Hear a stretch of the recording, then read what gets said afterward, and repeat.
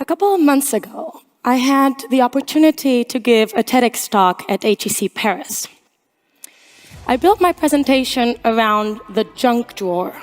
You know, that drawer most of us have at home where we store every random object we own but apparently haven't found a better spot for.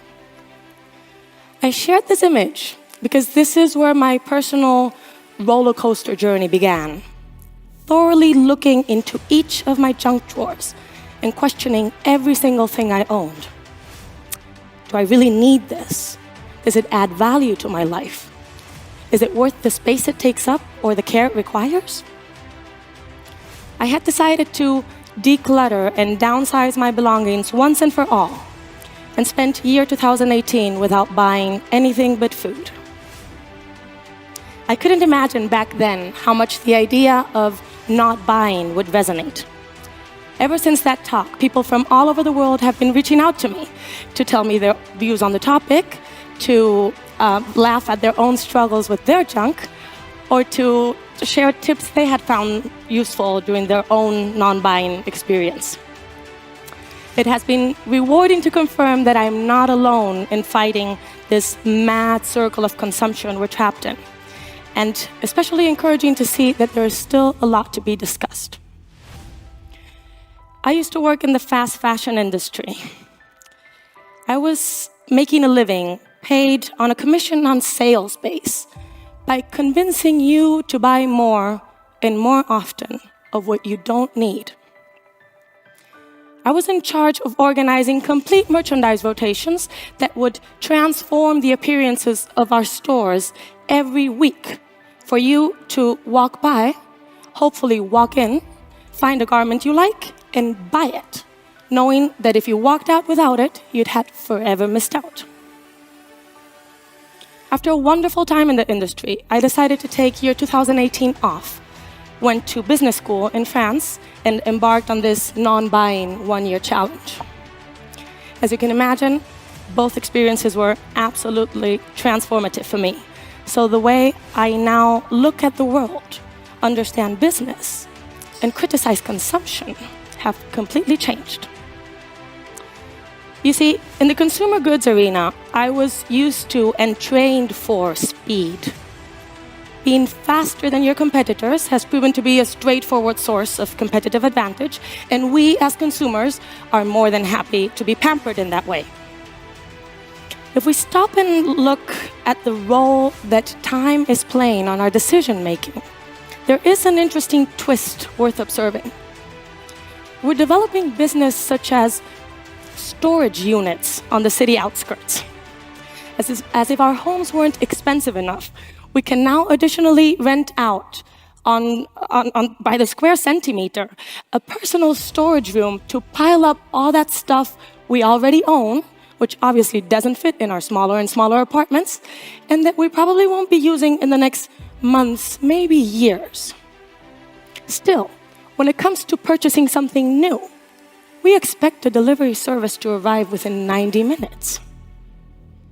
Well, let's be honest. Companies aren't delivering that hand-free sauce stirrer within 90 minutes because you urgently need it, but just so you don't have the time to change your mind. What really worries me today, though, as a humble observer, is that after buying that sauce stirrer, you'll get recommended a pancake pen. Please don't ask me what a pancake pen is. The only thing I know is that it was one of the items on the subscription email I received with the subject, the 10 best kitchen gadgets you've never heard of before. Well, I can assure you, if there happened to be a kitchen gadget out there I've never heard of before, chances are really low that I need it.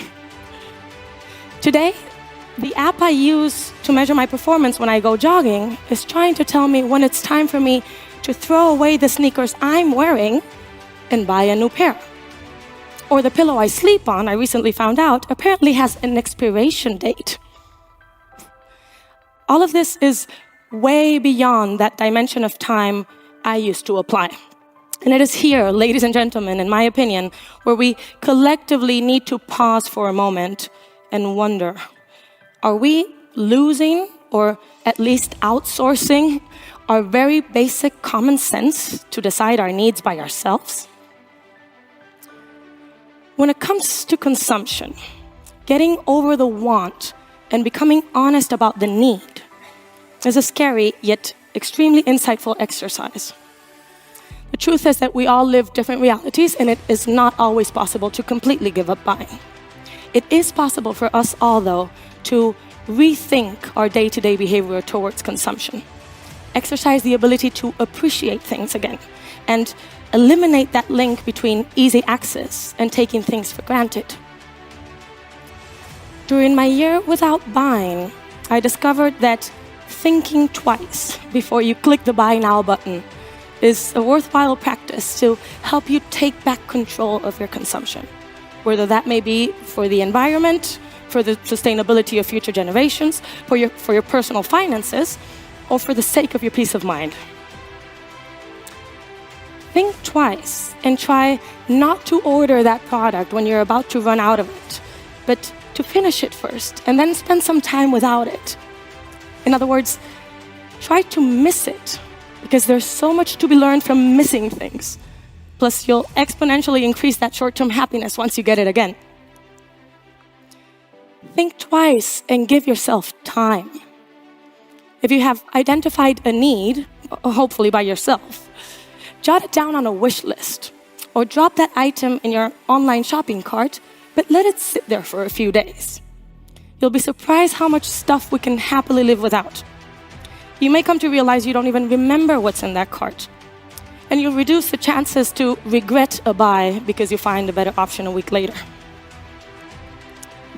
Think twice before buying and go back to fixing. The idea that it is cheaper to buy a new one than to fix it is the most irresponsible argument I myself have ever believed in. Try fighting planned obsolescence. Try the fun of visiting a repair cafe or visiting the shoemaker down the street. Try learning how to sew the buttons back onto your shirts. Think twice before buying and consider second-hand, the most sustainable way of saving vast amounts of money. If you really need a couch, that's fine. But let me tell you, humanity has produced enough couches for all of us to sit at the same time. And we're all moving around so frequently that second-hand items are, more often than not, hardly ever been used. If we speak about fashion, thinking twice becomes even more critical.